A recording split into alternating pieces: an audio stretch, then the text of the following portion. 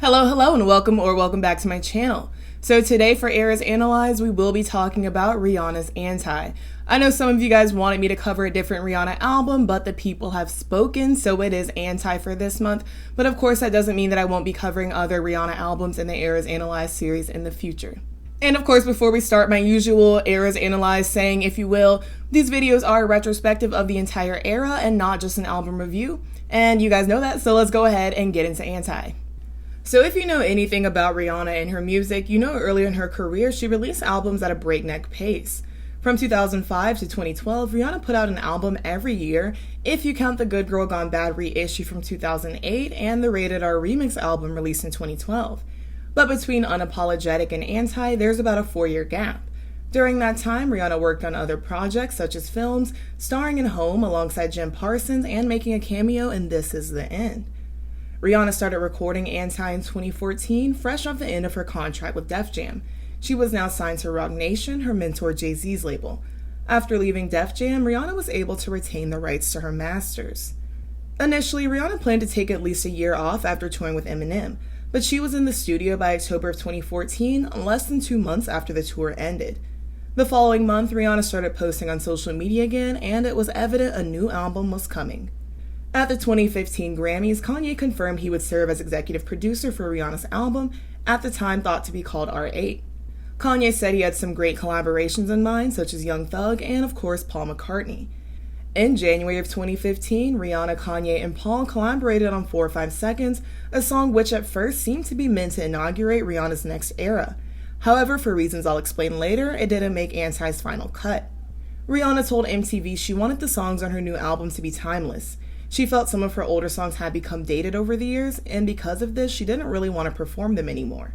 I've made a lot of songs that are just really, really big, songs from the jump. They just blow up, and I wanted to kind of just get back to, well, not that there weren't real music, but I just wanted to focus on things that felt real, that felt soulful, that felt forever. I wanted songs that I could perform in 15 years. I wanted an album that I could perform in 15 years, not any songs that were burnt out. I find that when I get on stage now, I don't want to perform a lot of my songs because they don't feel like me. In early March, Rihanna shared an Instagram snippet of Higher, which she worked on with singer-songwriter Bibi Bourelly. Rihanna announced her next single on Instagram also, which Bibi helped write as well. Rihanna posted the cover art and tagged the release date, which was the following day, as well as R8 and the letters BBHMM. The braille on the left of the image reads, "Bitch Better Have My Money," which of course is the song's title. Weeks before, Rihanna had posted a selfie with those words as the caption. "Bitch Better Have My Money" was a perfect expression of Rihanna's brash, bad girl persona. It seemed to serve as a statement that although she'd venture into new sounds in this era, she'd still make music that felt like classic Rihanna. In BBHMM, Rihanna sings and talk raps over the trap production. The entire time she's confident, demanding, and in control. She reminds listeners of her popularity and her status in the music industry, seemingly confident her new music would only continue that streak. Bitch Better Have My Money peaked at number 15 on the Hot 100. It also made several year-end lists, with Pitchfork ranking it at number 13 on their Best 100 Songs of 2015. In April of 2015, Rihanna put out another single for R8 called American Oxygen. This song was also produced by Kanye, and though it's a slower ballad, it has some dubstep elements. American Oxygen is about chasing the American dream, and some of the lyrics were inspired by Rihanna's own life and immigrant story. Despite Rihanna putting out these 3 singles after announcing a new album, none of them actually made the album. But still, some consider the singles, especially Bitch Better Have My Money, to sort of be the start of the new Rihanna era, even if it hadn't fully crystallized yet. This isn't just because they came out less than a year before the album. It's also because it's clear Rihanna originally intended for them to be on the album, and a lot of the motifs used in the artwork for those singles carried over into Anti. Soon after American Oxygen, Rihanna released the James Joint interlude on her website in celebration of 420. James Joint was her first release from 2015 to actually be included on the album. Months later, in October, Rihanna revealed the album's name and cover art at an event hosted by Mama Gallery in LA. The cover art, created by Roy Nachum, shows Rihanna as a young girl holding a black balloon and wearing a crown that slipped over her eyes. The braille on the cover comes from the poem If They Let Us by Chloe Mitchell, who had previously worked with Kanye on My Beautiful Dark Twisted Fantasy. The braille reads, I sometimes fear that I am misunderstood. It is simply because what I want to say, what I need to say, won't be heard. Rihanna said about the cover, "The whole idea behind the braille is that sometimes the ones who have sight are the blindest." Roy asked me for a few pictures, vivid pictures of me, and this picture was my first day at daycare. And everybody had to take a picture, and this one my mother just fell in love with, and we never forgot it. And I brought this one to him, and he really reinterpreted it in his own way, with exactly the message that I wanted. The braille was also used in the artwork for 4-5 Seconds, Bitch Better Have My Money, and American Oxygen. Aside from posting the anti-cover on her Instagram, Rihanna also posted the definition of the word anti. Anti is defined as a person opposed to a particular policy, activity, or idea. And it seems with this album, Rihanna is showing us that she's in opposition to our prior image of her and her discography and just how we view her as an artist in general. The exhibit claimed Rihanna was changing the history of album artwork with the anti-cover, and Rihanna said it was her favorite album cover of hers yet. The following month, in November, Rihanna partnered with Samsung. She promoted the Galaxy, and in exchange, they sponsored a tour and helped her promote Anti.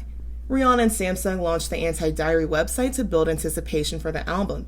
It had been teased during the commercials for the AMAs, with some thinking it wasn't just promotion, but that Rihanna would release Anti that night. However, of course, that wasn't the case. Anti-Diary was a virtual art project intended to increase anticipation for Anti and provided an interactive experience for Samsung users. The site had different rooms inspired by Rihanna's life and music. Each room had a different video to represent it, and throughout the campaign, users could unlock new rooms and new teasers regarding Anti. It was a brilliant way of not only promoting an album without using its music, but spacing out the videos was a way to maintain the anticipation. Samsung users would also have access to Anti 3 days earlier than its release date. Originally, Rihanna was scheduled to perform at that year's Victoria's Secret fashion show, but canceled to keep working on Anti. A few days later, she announced the Anti-World Tour would kick off in February of 2016. The tour would be supported by artists including Big Sean and Travis Scott, who Rihanna dated briefly during 2015. Glass John, one of Anti's songwriters, accused Travis Scott of sabotaging the album and blamed him for its delay. He tweeted, "I'm fighting to get Kiss It Better to the world, but Travis Scott has been delaying it. And me and my wife went in the studio with classic hitmaker Jeff Basker to create a classic anthem, and fucking Travis prevented it from being her first single and launching her album last year." Neither Rihanna nor anyone from her camp commented on this. In the lengthy Twitter rant, Glass John accused Travis of forcing Rihanna to put out Bitch Better Have My Money and make, in his words, an all-trap hood ghetto album. Glass John also referred to Rihanna as his wife in several of the other tweets also. In January of 2016, Kanye stepped down as Anti's executive producer.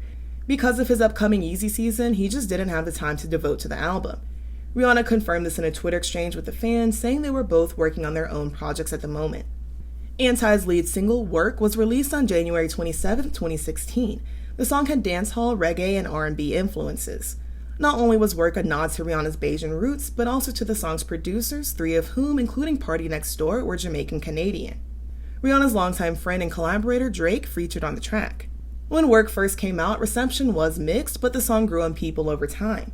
When it debuted at number 9, Work tied Rihanna with Mariah Carey, Janet Jackson, and Elton John for 5th most top 10 singles, having 27. Rihanna was the artist who achieved this the fastest. When Work topped the Hot 100, it became her 14th number 1 single, making Rihanna the artist with the 4th most number 1s on Billboard. Work was actually the first dancehall song to go number 1 since Rihanna's own song Rude Boy back in 2010. Pitchfork claimed Work was the best song to come from the Anti-era yet, aside from Bitch Better Have My Money. I don't think at this point it was 100% clear that none of the singles Rihanna put out in 2015 would be on the album. Rolling Stone called Work a minimalist banger, and along with The Guardian and Pitchfork named it one of 2016's best songs. NME actually named Work their top song of the year. 2 videos were shot for Work, though on Rihanna's official YouTube channel it's just uploaded as one joint video. The first video was done by Director X. The second, directed by Tim Aram, was shot in order to add more tropical visuals. Critics pointed out the playful chemistry between Rihanna and Drake and how both videos were rather voyeuristic in nature. The first video is more of a club scene, while the second half is a lot more intimate, with Rihanna and Drake just being alone together. Rihanna and Drake performed Work at the 2016 Brit Awards. Before Drake came out, Rihanna and SZA performed About a Minute of Consideration, another song from Anti. Work was nominated for Best Pop Duo Performance and Record of the Year at the Grammys, though it lost both. However, it won R&B Song of the Year and Best Collaboration at the iHeartRadio Awards the following year. Whether or not it was intentional, work did influence some fashion trends. As soon as it got warm outside, everyone was wearing the little cover-up that Rihanna has in the first video. The white pants she had on the Brit Awards became popular too. I think they were already around beforehand, but they just became more popular after Rihanna performed in them. The same is true for Rihanna's short bob, which was a popular haircut and style of wig at the time.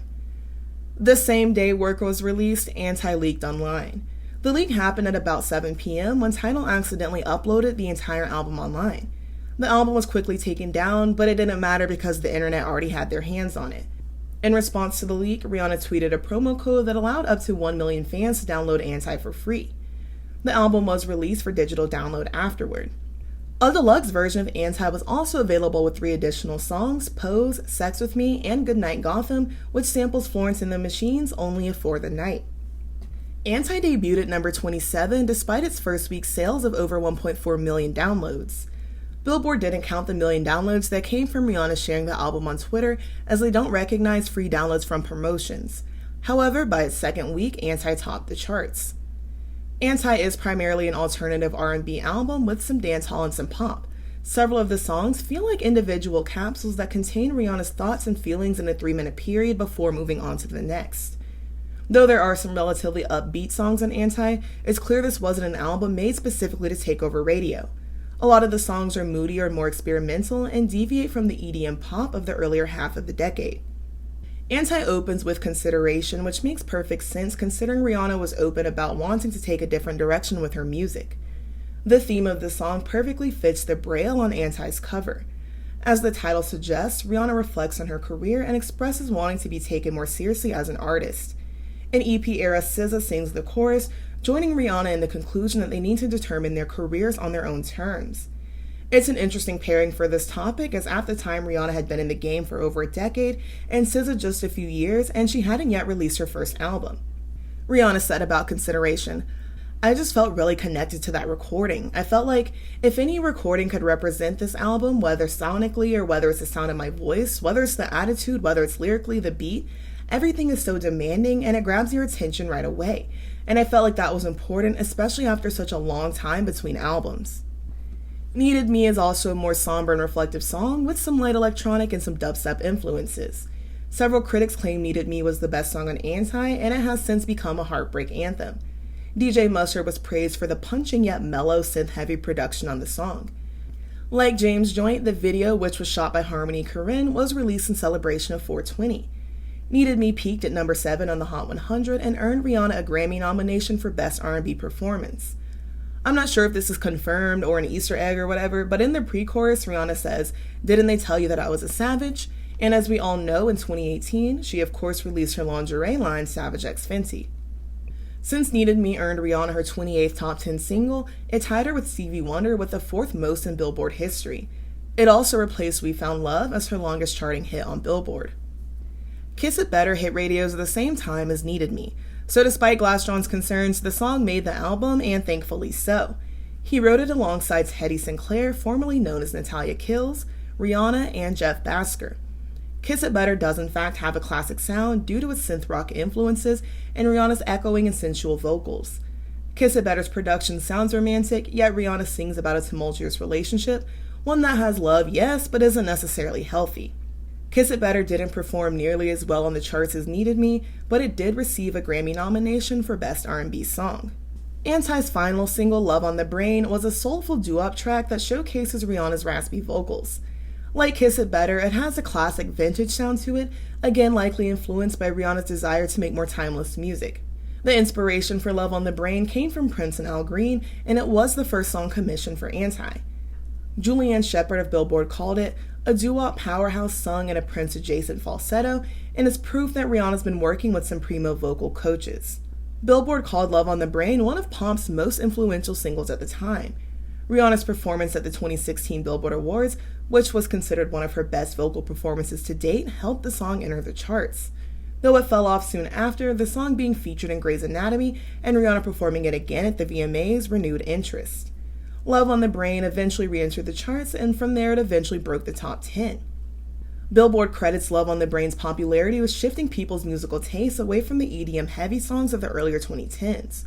Aside from the EDM pop, it also managed to stand out among the hip-hop songs that were being played frequently, even on pop radio. Billboard pointed out that Love on the Brain appealed to several demographics at once, which aided its success.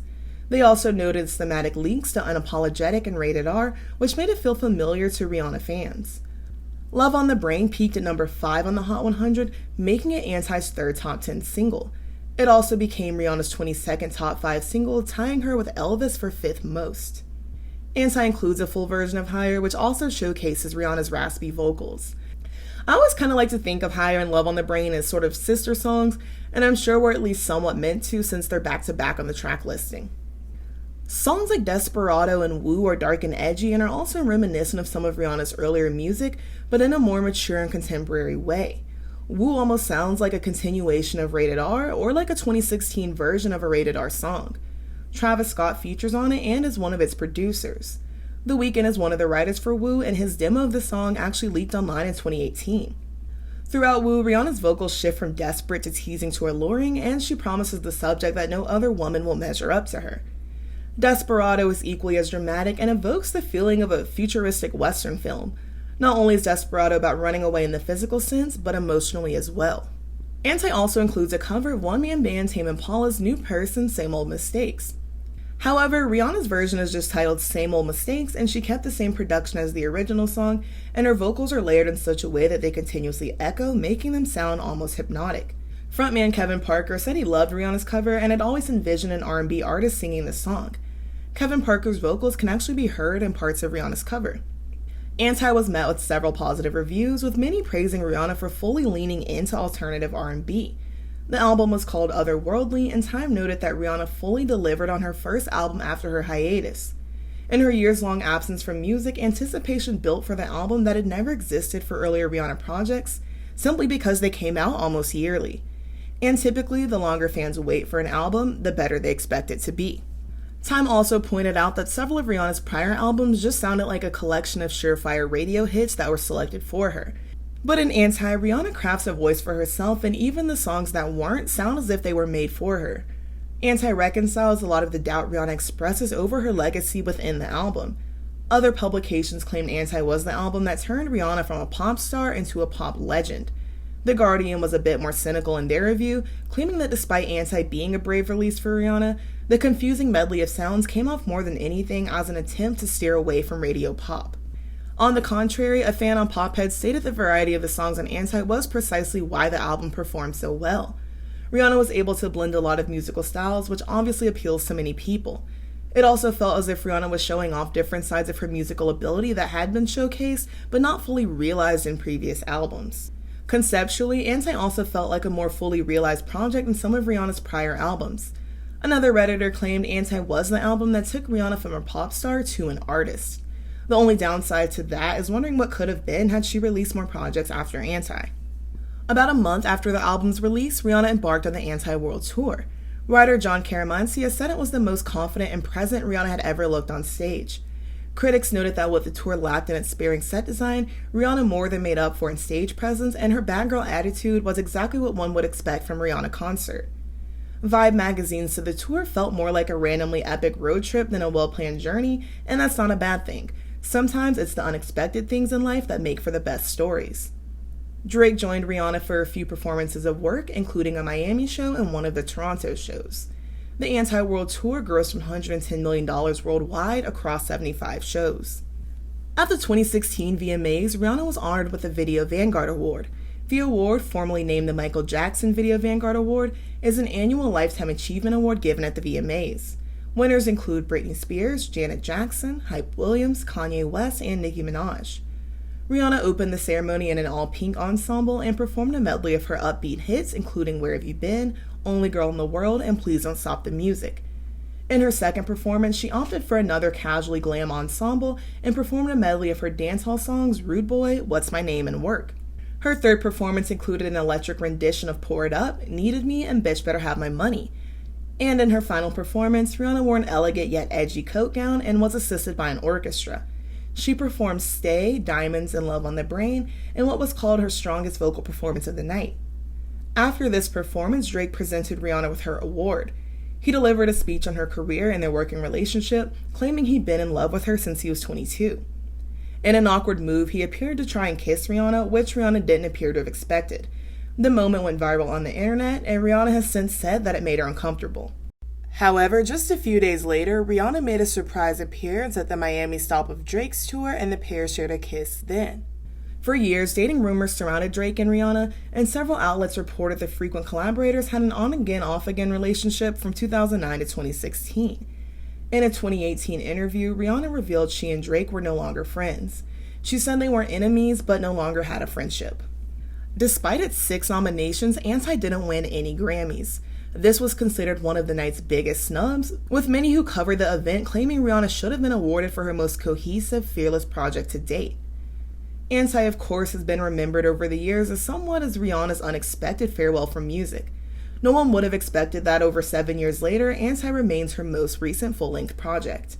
Some thought Rihanna's Super Bowl performance would come with an announcement of a new album, but no album came. Following the performance, Anti re-entered the Billboard 200 at number 8 for the week of February 25th.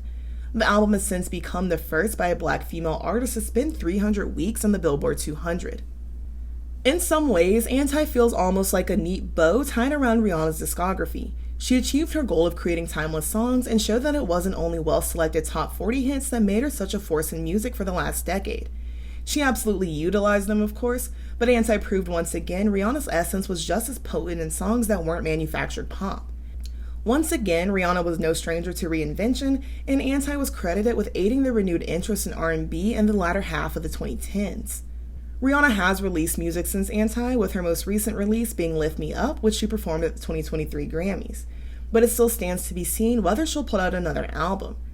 Over the years, Rihanna has said several times she was planning to release more music and has been saying that she's been working on music since 2018. Most recently, reports after the Super Bowl claimed that Rihanna's next album would be reggae and dancehall inspired. But with her other successful businesses and her growing family, it still stands to be seen if and when we'll get another Rihanna album. Even if we don't, it's definitely safe to say that she left her mark with Anti. So that is Anti for you guys. I definitely think it's one of my favorite Rihanna albums, but I don't know if I can say that it's my favorite. I don't even know what my favorite Rihanna album is because it switches all the time.